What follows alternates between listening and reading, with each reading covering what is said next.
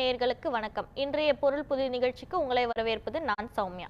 India முழுவதும் தொடரும் விவசாய தற்கொலைகள். ஒவ்வொரு நாளும் இந்தியாவில் 30 விவசாயிகள் இருப்பதாக ஆய்வுகள் தெரிவிக்கிறது. எதனால் இந்த அவலம்? யார் என்ன நடவடிக்கை எடுக்க வேண்டும்? இது குறித்து தான் இன்று நாம் பேச இருக்கிறோம். நம்முடன் தமிழ்நாடு வைகை விவசாயிகள் சங்கத்தினுடைய தலைவர் திரு பாக்கியநாதன் இணைந்திருக்கிறார். அவரோடு பேசலாம். திரு பாக்கியநாதன், வணக்கம். இந்த விவசாயிகள் தற்கொலை அப்படிங்கிறது வந்து தொடர்ச்சியா நடந்துகிட்டே வரதை நம்ம பாக்குறோம். இதோட அடிப்படை புள்ளி எங்க இருந்து தொடங்குதுன்னு நினைக்கிறீங்க? அம்மா வணக்கம். இந்தியாவுடைய முதுகெலும்புன்னு சொல்றோம்னா விவசாயம் தான்.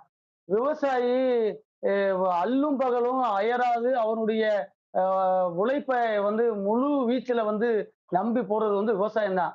அப்படிப்பட்ட விவசாயி களத்து மேட்ல இறந்தாலோ அல்லது விவசாயத்துக்கு போகும்போது இறந்தாலோ அல்லது விவசாய பணிக்காக அவனுடைய போனாலோ தமிழக அரசாங்கமும் மத்திய அரசாங்கமும் அது குறிப்பிட்ட விவசாயி பாதிப்பு, விவசாயி இறப்பு, விவசாயிக்கு சிறப்பு நிவாரணம், விவசாயினுடைய உயிர் பாதுகாப்பு அப்படின்ற திட்டத்துல பதிவு செய்யறதே இல்லை. இதனால விவசாயினுடைய இறப்பு பதிவேடுகளை பதிவு செய்யறதுனால அவனுக்கு வர வேண்டிய வருமானம், அவனுக்கு கிடைக்க வேண்டிய அந்த அரசுடைய திட்டங்கள் கிடைக்காம போயிருது. இதோடைய மையப்புள்ளி அப்படின்னு பார்க்கும்போது அரசனுடைய கவனம் பெறல அப்படிங்கறது தான் நம்ம சொல்லணும். இப்போ இதுல மத்திய அரசு என்ன நடவடிக்கை எடுக்கணும்னு நினைக்கிறீங்க?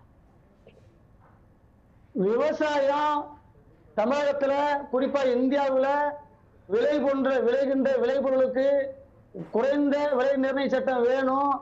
விவசாயிகளை பாதுகாக்கணும். விவசாயியுடைய உயிருக்கும் அவனுடைய தொழிலுக்கும் உத்தரவாதம் வேணும்னு சொல்லி விவசாயிகள் டெல்லியில தொடர்ந்து போராடிட்டே இருக்கிறோம். மத்திய அரசாங்கம் ஒருபுறம் எங்களை கண்ணீர் பூவை கொண்டு வைத்து வீசுது, மறுபுறம் பேச்சுவார்த்தை போர்வையில எங்களை அழைக்குது.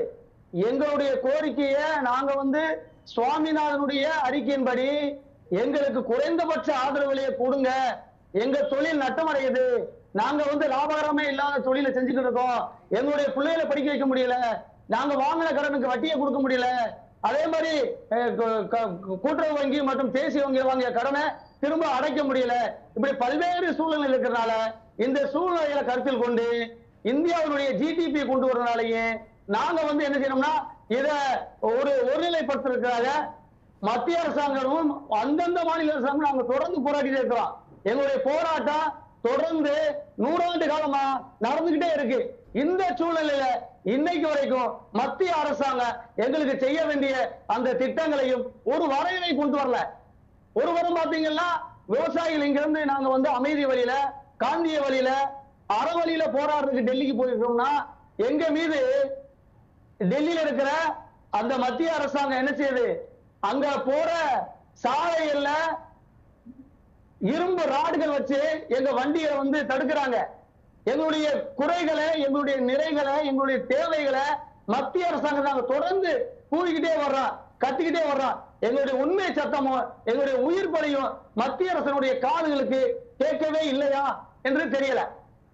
நீங்க சொன்னது போல இந்த டெல்லி போராட்டம் அப்படிங்கிறது ரொம்ப முக்கியத்துவம் பெறுதா இருக்கு.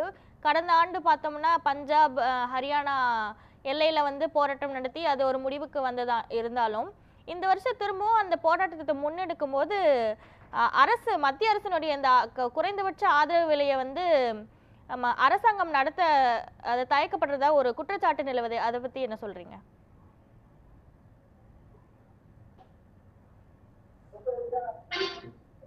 இல்ல, இப்ப டெல்லியில குறைந்தபட்ச ஆதரவு விலை வேணும், விவசாயியுடைய வருமானத்தை நாங்க பன்மடங்கு கூட்டி தர்றோம், விவசாயி வாங்கின கடனை நாங்க தள்ளுபடி செய்யறோம், விவசாயிகளுக்கு அவசிய தேவைகளை நாங்க பூர்த்தி செய்யறோம் அப்படின்னு சொல்லுவேன். மத்திய அரசாங்கம் இந்த முறை நாடாளுமன்ற தேர்தலில் வெற்றி பெற்றாங்க. கடந்த முறை நாடாளுமன்ற தேர்தலில் வெற்றி பெறும் போது மேனிபெஸ்டோல என்ன சொன்னாங்க, நாங்க இதெல்லாம் செஞ்சு வந்துடும் சொன்னாங்க. இன்னைக்கு வரைக்கும் அதை சரி பண்ணி கொடுத்துருக்காங்களா? கொடுக்கலையே. ஒவ்வொரு அரசாங்கமும் விவசாயிகளை ஏமாத்துறது நடக்குது. விவசாயியுடைய கண்ணீரோடும் கம்பளையோடும் நாங்க கடன் வாங்கி இந்த நட்டமே இந்த தொழிலா இருந்தா கூட எங்க உயிரை கொடுத்து, எங்க உணவை கொடுத்து, எங்க வாழ்வாரத்தை மீட்டெடுக்கிறதுக்கு நாங்க தொடர்ந்து போராட வேண்டிய ஒரு அபாயகரமான ஒரு தேடல் தான் இந்த டெல்லி போராட்டம். இத்தனை விவசாயிகள் இந்த ஆண்டுல இறக்குறாங்க அப்படிங்கறத சொல்ற மத்திய அரசு இதை தடுக்க